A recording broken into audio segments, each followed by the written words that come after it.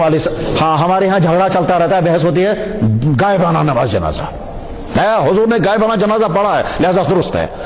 اتنا آسان اگر ہوتا فیصلے کرنے کہ ہم نے ایک حدیث پڑھی اور سب اعلان کر دیا درست ہے، اتنا آسان اگر ہوتا پھر تو اجتہاد بچوں کا کھیل بن جائے گا۔ ڈاکٹر اقبال رحمہ اللہ تعالیٰ نے ایک مرتبہ کہا تھا کہ اللہ صاحب یہ جو نئے نئے اجتہاد کرنے والے نکلے ہیں ان سے بچ کر کے رہنا، پرانے والے اجتہادی پر قائم رہو ورنہ تم کہیں کے نہیں رہو گے۔ اجتہاد عالمان کم نظر اقتدا بر رفتگاں محفوظ تر، یہ کم نظر عالموں کی اجتہاد میں اگر پھنس گئے تم تو گمراہ ہو جاؤ گے۔ پرانے والے اجتہادوں پر قائم رہنا۔ جنازہ غائبانہ، اب دیکھیے جب امام غور کرتا ہے تو کیسے کرتا ہے۔ اللہ کے نبی علیہ الصلوۃ والسلام کے زمانے میں غائبانہ جنازہ پڑھنے کی ضرورتیں کب کب پیش آئی؟ بہت مرتبہ۔ حضور نبی علیہ السلام 10 صحابہ کو ایک جگہ بھیجا، کافروں نے گھیر کر ان کو شہید کر دیا۔ 70 صحابہ کو ایک اور علاقے میں بھیجا، کافروں کا ایک وفد آ گیا اور نے کہا اللہ کے نبی نے ان کے سامنے اسلام پیش کیا، انہوں نے اسلام قبول نہیں کیا۔ انہوں نے اسلام قبول نہیں کیا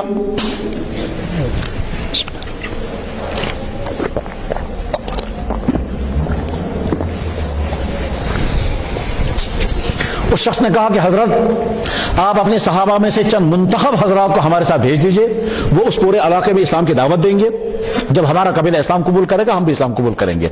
اللہ کے نبی علیہ السلام کو بڑی خوشی ہوئی، آپ نے 70 منتخب صحابہ کو ان کے ساتھ روانہ کر دیا۔ حضرت منذر کو ان کا امیر بنایا اور حضرت ابوبکر صدیق رضی اللہ تعالیٰ کے غلام تھے عامر ابن فہیرہ، وہ بھی اس میں شامل تھے، عامر ابن فہیرہ اس میں شامل تھے۔ چلے گئے یہ 70 آدمی، جس قبیلے والوں نے ان کو دعوت دی تھی ان قبیلے والوں نے غداری کی اور ان تمام صحابہ کو گھیر کر کے سب کو شہید کر دیا۔ یہ جو عامر ابن فہیرہ ہے، اس عامر ابن فہیرہ کا واقعہ لکھا ہے بخاری شریف میں، کہتے ہیں وہ جو شہید کرانے والا تھا وہ ظالم، وہ قبیلے کا سردار، اس نے ایک صحابی ان میں سے زندہ بچ گیا، ایک صحابی اونٹوں کو چرانے کے لیے بھیجا گیا تھا اور باقی صحابہ کو انہیں شہید کر دیا۔ یہ اونٹ جب واپس لے کر گیا تو اس نے دیکھا تمام ساتھیوں کو شہید کر دیا گیا ہے۔ عمرو ابن امیہ زمری صحابی کا نام ہے۔ عمرو ابن امیہ واپس آئے تو دیکھا تمام صحابہ شہید ہیں، اس کے دل پر کیا بیتی ہوگی، بارہ اس کو پکڑ لیا انہوں نے۔ پکڑنے کے بعد وہ جو قبیلے کے سردار تھا اس نے کہا تجھے بھی میں مارتا مگر میں تجھے زندہ چھوڑ دیتا ہوں، اس لیے کہ میری ماں نے کبھی غلام آزاد کرنے کی نظر مانی تھی، اس اپنی ماں کی نظر پورا کرنے کے لیے میں تجھے چھوڑ دیتا ہوں، زندہ چھوڑ دوں گا۔ بہرحال عمرو ابن امیہ زمری چھوٹ گئے، لیکن اس قبیلے کے سردار نے کہا یہاں سنو ذرا، یہ جو ہے نا یہ کون ہے؟ اس نے کہا ہمارا ساتھی عامر ابن فہیرہ ابوبکر صدیق کا غلام۔ کہنے لگا یہ عجیب ہے، حالانکہ وہ شہید شدہ تھا۔ اس قبیلے کے سردار نے کہا یہ جو ہے یہ جب گر گیا، جب شہید ہو گیا تو اس کی لاش ہمارے سامنے آسمان پر چلی گئی اور آسمان پہ جانے کے بعد نظروں سے غائب ہو گئی اور بہت دیر کے بعد آسمان کی لاش واپس زمین پر رکھی گئی۔ یہ کیا تھا؟ بخاری میں حدیث ہے۔ بہرحال 70 صحابہ کو شہید کر دیا گیا، 10 صحابہ وہاں شہید ہو گئے، اس کو کہتے واقع رجی۔ 70 صحابہ یہاں شہید ہو گئے، اس کو کہتے بیر معونہ۔ اللہ کے نبی مدینہ شریف میں ہیں، آپ نے جنازہ نہیں پڑھا، نہ ان کا پڑھا نہ ان کا پڑھا، ظاہر ہے ان کی لاشیں بھی مدینہ طیبہ نہیں پہنچی۔ جناب رسول اکرم صلی اللہ علیہ وسلم کو پتا چلا کہ مدینہ شریف پر حملہ ہونے والا ہے، آپ نے صحابہ کی جماعت تیار کر دی اور خود تشریف نہیں لے گئے۔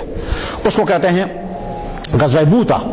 غزوہ موتا کے لیے 3000 صحابہ کو روانہ کرتے ہوئے آپ نے فرمایا تمہارا سربراہ رہے گا زید بن حارثہ، اگر یہ شہید ہو گیا تو تمہارا سربراہ بنے گا جعفر ابن ابی طالب، اگر یہ شہید ہو گیا تو تمہارا سربراہ بنے گا عبداللہ ابن رواحہ، اگر یہ بھی شہید ہو گیا تو پھر اپنا کو ایک سربراہ بنا لینا۔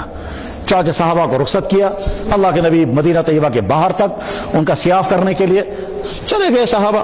جب وہاں پہنچے ہیں تو پتا چلا 40,000 دشمن کی تعداد سامنے ہے اور 1 لاکھ پیچھے سے اور آنے والی ہے۔ تو صحابہ نے آپس میں مشورہ کیا آگے جائیں یا واپس چلیں، اتنی بڑی تعداد سے ہم کیسے مقابلہ کر سکیں گے؟ عبداللہ ابن رواحہ رضی اللہ تعالیٰ عنہ کہتے رہے تم تو کہہ رہے تھے ہمیں شہید ہونا ہے اور گھبرا گئے، چلو آگے۔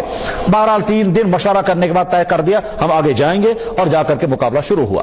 ادھر سے 3000 ہے ادھر سے 40,000 ہے، مقابلہ چلتا رہا۔ ظاہر ہے زید بن حارثہ شہید ہو گئے۔ حضور نبی علیہ السلام نے مدینہ طیبہ میں منبر پر بیٹھ کر کے اطلاع دیتے ہوئے فرمایا زید بن حارثہ شہید ہو چکے ہیں، اور آنکھوں سے آنسو گر رہے تھے۔ फिर हज़रत जाफर रजी अल्लाह ताला शहीद हो गए और फरमाया जाफर का पहले एक हाथ कटा, फिर दूसरा हाथ कटा, फिर बदन जख्मी हुआ, 90 जख्म लगने के बाद जाफर नीचे गिर गया। हुजूर ने इत्तला दे दी, आंखों से आंसू गिर रहे थे। उसके बाद फिर अब्दुल्लाह इब्न रवाहा कमांडर बन गए, वो भी शहीद हो गए। शहीद होने के बाद हुजूर ने मदीना तैयबा में इत्तला दी। उसके बाद फरमाया अब झंडा जो है वो अल्लाह की तलवार के हाथ में आ गया है, यानी खालिद बिन वलीद सरबराह बन गए। खालिद बिन वलीद ने वहां एक जंगी तदबीर खेली है और 40,000 को पीछे ढकेल दिया, और 40,000 को पीछे ढकेल दिया, और उसके बाद फिर 3,000 सहाबा को बचा लिया, 12 मुसलमान सहाबा शहीद हो गए। मदीना तैयबा में हुजूर ने जनाजा गायबाना नहीं पढ़ा। ठीक, फिर जब जनाब रसूल अकरम सल्लल्लाहु अलैहि वसल्लम दुनिया से रुखसत हो गए तो मक्के वालों ने जनाजा गायबाना नहीं पढ़ा। हुजूर के बाद जब हजरत अबू बकर सिद्दीक रज़ी अल्लाह अन्हु का जमाना था और वहां जंग यरमूक हुई है रूमियों के खिलाफ, वही जिन्होंने 40,000 की फौज हमला करके लाई थी और 1 लाख और लाने वाले थे, उन्हीं रूमियों के खिलाफ अबू बकर सिद्दीक रज़ी अल्लाह अन्हु के जमाने में जंग हुई। 10,000 मुसलमान यरमूक के मैदान में शहीद हो गए। मदीना तैयबा में कोई जनाजा गायबाना नहीं पढ़ा गया। फिर हज़रत उमर फारूक रज़ी अल्लाह अन्हु का ज़माना आया और पूरे इराक में इस्लाम दाखिल हुआ, और जब इराक में सबसे भयानक जंग हुई है जिसको कहते हैं जंग कादसिया, 3 लाख ईरानी, 60,000 मुसलमान, मुकाबला 3 दिन तक चलता रहा। 20,000 मुसलमान शहीद हो गए और 1.5 लाख ईरानी मारे गए। 1.5 लाख ईरानी मारे गए और बाकी 1.5 लाख फरार हो गए, कुछ दरिया दजला में डूब गए, कुछ फरार हो गए। और हज़रत साद इब्न अबी वक्कास रज़ी अल्लाह तआला अन्हु उस जमाने के उस किस्रा के महल में दाखिल हो गए। महल वीरान था और आयत पढ़ी उन्होंने, कम तरकू मिन जन्नातिन व अयून व ज़ुरूइन व मकामिन करीम व नामतिन कानू फीहा फाकिन कज़ालिक औरसनाहा कौमन आखरीन। कहते हैं कैसे अल्लाह छोड़ करके रफू चक्कर हो गए, कहीं कोई नाम निशान नहीं, अल्लाह ने हमको इनका वारिस बना दिया। कम तरकू मिन जन्नातिन, आयत तीसरा फिट हो रही है बिल्कुल। 20,000 मुसलमान शहीद। मदीना तैयबा में, मक्का मुकर्रमा में कोई जनाजा गायबाना नहीं पढ़ा गया। एक तारीख ये है। नंबर 2, अगर जनाजा गायबाना शरीयत ने लाजिम कर दिया हो तो हर नमाज के बाद मुसलमानों को गायबाना जनाजे पढ़ने पड़ेंगे। और आप किस किस्म का हर दिन हर लम्हे दुनिया में मुसलमान किस तरह से शहीद होते हैं, कहीं गैरों के हाथों से, कहीं अपनों के हाथों से। तारीख सबके सामने है, हालात ज़माना सबके सामने है। शाम, इराक, अफगानिस्तान, चेचनिया, रूस, खुद अरब ममालिक और दुनिया के खित्ते चप्पों में कुछ अपनों के हाथों कुछ गैरों के हाथों शहीद होते रहते हैं। तो जब जनाजा गायबाना पढ़ना होगा तो हर नमाज के बाद पढ़ना पड़ेगा। और जनाजा पढ़ने के लिए जरूरी है आप उन मुसलमानों के हालात से भी वाकिफ हों। तो कहीं मुसलमान तंग तो नहीं आ जाएंगे अगर हमने हर नमाज के बाद जनाजा शुरू कर दिया। ये पहलू भी सामने रखना है। फिर ये पहलू भी सामने रखना है कि कहीं मुसलमान तफरीक का शिकार तो नहीं हो जाएंगे। तफरीक का मतलब क्या है? जो हमारा प्यारा हम उसका पढ़ेंगे, जो आपका प्यारा वो हमको क्या लगता है हम थोड़े उसका पढ़ेंगे। जिससे हमें मोहब्बत है हम उसका पढ़ेंगे, जिससे आपको मोहब्बत है हम उसका पढ़ने के लिए तैयार नहीं है। चनाचे ऐसा भी हुआ कि एक मुल्क में एक लेडी का मर्डर हुआ और कश्मीर में जनाजा पढ़ा गया, और उसी मुल्क में बड़े बड़े मुसलमान उलमा शहीद हो गए। कोई कश्मीरियों ने जनाजा नहीं पढ़ा क्योंकि वो लेडी जो थी वो प्यारी लग रही थी उनको। ये पहलू। और तीसरा पहलू सामने रखना है क्या कि जनाब रसूल अकरम सल्लल्लाहु अलैहि वसल्लम मदीना तैयबा में थे। जनाब रसूल अकरम साहब मदीना तैयबा में थे। नजाशी हबशा का बादशाह मर गया। हुजूर नबी अलैहि सल्लम को याद आ गया इस नजाशी के मुझ पर बहुत एहसानात हैं। अब देखिए हुजूर मक्का मुकर्रमा में हैं, मुसलमानों पर जुल्म हो रहा है। हुजूर ने इजाजत दे दी हिजरत करो, साहबा हिजरत करके हबशा पहुंच गए। हबशा जब पहुंच गए तो यहां से काफिर चले गए पीछे से उन मुसलमानों को वापस लाने के लिए। जब वापस लाने के लिए गए तो बादशाह ने कहा हाँ साहब ले जाओ इनको वापस। जाफर इब्न अबी तालिब रज़ियल्लाहु अन्हु बादशाह के पास पहुंचे, कहने लगे साहब सुनिए हम गुमराह थे, गलत रास्ते पर थे, अल्लाह ने एक नबी भेजा, उस नबी की वजह से हमने इस्लाम कबूल कर लिया, ये हमारे दुश्मन बन गए, हमको इस्लाम पर चलने ही नहीं दिया। हमारे नबी ने हमको इजाजत दे दी आपके मुल्क में आकर के पनाह लेने की, अब आपकी मर्जी है आप हमको वापस दोगे। कहने लगा अच्छा तुम्हारे नबी ने सिर्फ इसी वजह से मुझ पर एतमाद करके यहां तुमको भेजा है? कहने लगा बिल्कुल। कहने लगा साहब सुनिए इनको कोई वापस नहीं ले जा सकता, ये मेरे मुल्क में पनाह लेकर के आए हैं, ये मेरे मुल्क में मेहमान रहेंगे। वो काफिर मायूस हो गए। दूसरे दिन वो काफिर फिर पहुंच गए, अमर इब्न आस में सरबराह थे, काफिर पहुंच गए। कहने लगे बादशाह सलामत, वो जो आपके पास आपके मुल्क में आए हैं वो नए मजहब वाले, वो तो बहुत खतरनाक लोग हैं। बादशाह ने कहा क्या खतरनाक? कहने लगे वो आपके नबी की तौहीन करते हैं, हमारे नबी हज़रत ईसा अलैहिस्सलाम की। उन्होंने कहा हाँ बुलाओ उनको जल्दी। बुलाया गया। कहने लगे आप लोग हमारे नबी के बारे में क्या कहते हो? हज़रत जाफर रज़ियल्लाहु अन्हु ने कहा जनाब आपको मालूम है हम अनपढ़ लोग हैं, हमको कुछ पता नहीं है कि आपके नबी कौन थे, न हमारे पास तालीम है, न हमारे पास किताब है, न हमारे पास इल्म है। वो जो नबी हमारे पास आया था उसी नबी ने आपके नबी के बारे में कुछ बातें हमको सुनाई और वो अल्लाह की आयतें उन पर नाजिल हुई थी, वो आयतें हम आपको सुना देते हैं। चुनांचे हज़रत जाफर रज़ियल्लाहु अन्हु जब आयतें पढ़नी शुरू की हज़रत ईसा अलैहिस्सलाम के बारे में कुरान की आयतें, वो नजाशी बादशाह झूमने लगा। कहने लगा तुम्हारी किताब में हमारे नबी की आयतें हैं? कहने लगा जी। कहने लगे इससे ज्यादा तारीफ क्या हो सकती है हमारे नबी की, कौन कहता है ये हमारे नबी की तौहीन करते हैं, निकालो इनको वापस, आप लोग यहीं रहेंगे। बहरहाल उनको अमन मिल गया वहां। अब नजाशी के मुल्क में ये मुसलमान अमन के साथ रह रहे हैं। हुजूर नबी अलैहिस्सलाम मक्का मुकर्रमा के वहां से निकलकर मदीना तैयबा तशरीफ ले गए। मदीना पहुंचने के बाद वहां जंगे बदर भी हो गई, जंगे ओहद भी हो गई, जंगे खंदक भी हो गई, ये सारी जंगें होती रही और वो मुहाजिरीन हबशा वही हबशा में हैं। एक हजरत जाफर थे, हजरत अली रज़ी अल्लाह के बड़े भाई, वो वही मुल्क हबशा में है। वही मुल्क हबशा में एक उबैदुल्लाह इब्न जहश था। उबैदुल्लाह इब्न जहश मक्का मुकर्रमा से अपनी बीवी लेकर चला गया। उनकी बीवी का नाम था उम्मे हबीबा। उम्मे हबीबा जनाब अबू सुफियान की बेटी है। अबू सुफियान जो है वो काफिरों का कमांडर हैं। उबैदुल्लाह इब्न जहश अपनी बीवी उम्मे हबीबा को लेकर हबशा कर हिजरा करके चला गया। वहां जाकर उबैदुल्लाह मुर्तद हो गया। अब वो मुर्तद हो गया तो उम्मे हबीबा कहां जाएंगी, वो वापस भी नहीं आ सकती क्योंकि उनका बाप काफिर है।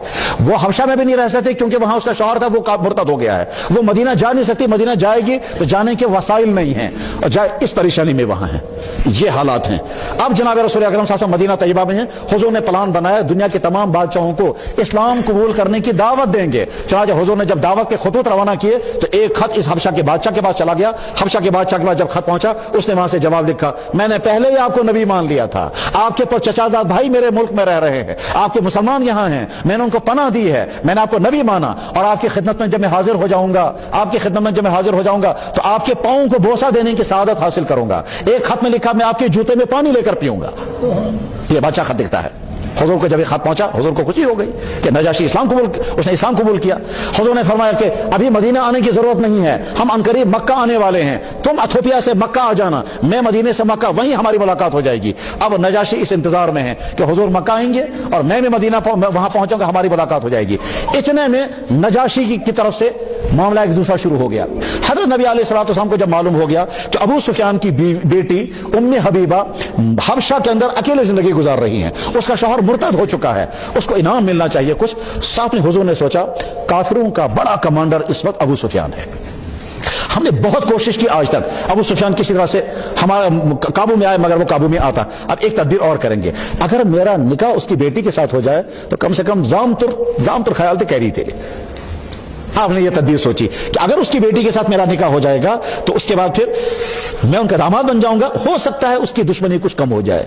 चुनांचे आपने इरादा किया यहां से और नजाशी को इत्तला भेजी। क्या मुनासिब रहेगा कि मैं उम्मे हबीबा को इत्तला भेजूं निकाह करने की? एक रिवायत और एक रिवायत में है कि नहीं, ऐसा नहीं, नजाशी ने वहां से कहा उम्मे हबीबा का रिश्ता आप कबूल फरमा लें। हुजूर को जरूरत नहीं थी मगर उम्मे हबीबा की कुर्बानियों की वजह से और नजाशी की बात रखने के लिए हुजूर ने इसका रिश्ता कबूल कर लिया। चुनांचे नजाशी को बहुत ज्यादा खुशी हुई मेरी पेशकश और मुझे मजमूर बनाया गया और निकाह हो गया। चुनांचे नजाशी ने खुद महर तय किया, जो महर आज 15-20 लाख रुपए बनता है, वो महर उस नजाशी ने अदा कर दिया और उम्मे हबीबा रज़ियल्लाहु अन्हा मदीना तैयबा तशरीफ लाई। ये है नजाशी के हालात। अब जब नजाशी इंतजार में है, हुजूर से मेरी मुलाकात हो गई, मुलाकात अभी हो नहीं पाई और नजाशी की वफात हो गई, तो मदीना तैयबा में कोहराम मच गया कि लगे साहब एक हमारा मुसलमान बादशाह था और वो भी मर गया। तो हुजूर नबी अलैहिस्सलाम ने मदीना तैयबा में उसका गायबाना जनाजा पढ़ा। अब देखिए कहां कहां जनाजा गायबाना पढ़ने की जरूरत पेश आई, हुजूर ने नहीं पढ़ा। सहाबा के दौर में जनाजे गायबाना पढ़ने की नहीं पढ़ा गया और आखिर में एक वाकया पाया गया जहां गायबाना जनाजा। अब गायबाना जनाजे के लिए कानून उन तमाम उमूर को सामने रखकर बनाया जाएगा, ये इस एक वाकये को सामने रखकर बनाया जाएगा। ये एक्सेप्शन केस है, कानून एक्सेप्शन पर नहीं बनता है। इतना गौर करना पड़ता है किसी एक मसले के बारे में। और साथ में अगर फिर गायबाना जनाजा लाजिम कर दिया जाए तो जनाब मोहतरम फिर हर नमाज, हमने देखा मक्का मुकर्रमा में कश्मीरी तंग आ जाते हैं हर नमाज के बाद जनाजा पढ़ने पर, क्योंकि हर नमाज के बाद वहां ऐलान होता है क्या अस्सलात यरहमुकुमुल्लाह, तंग आ जाते हैं फी नमाज पढ़ासन जनाजा जिमन क्या फी नमाज पढ़ासन जनाजा जिम क्या पढ़ने पर मालूम नमाज ये जनाजा हर जनाब वाला चंद दिनों में लोग तंग आ जाते हैं। जब हर नमाज के बाद गायबाना जनाजा शुरू करने लगेंगे फिर देखेंगे कितने दिनों में आप तंग आ जाएंगे। ये तो महीनों के बाद जब जी चाहा तब खड़े हो गए क्योंकि हमारा प्यारा मर गया। अच्छा, इस्लाम थोड़े तफरीक का कायल है। इस्लाम की नजर में हर मुसलमान है। आपकी नजर में कोई लीडर है आप उसका पढ़ेंगे, दूसरों की नजर में दूसरा कोई लीडर है उनका पढ़ेंगे। इस्लाम पर और एक आम मुसलमान जिस बेचारे का कोई पूछने वाला नहीं है और वो तमाम मुसलमान जिन बेचारों का पता ही नहीं वो कहां किस तरह से मारे जा रहे हैं, उनके लिए क्या होगा फिर। इस तरह से फुकहा गौर करते हैं।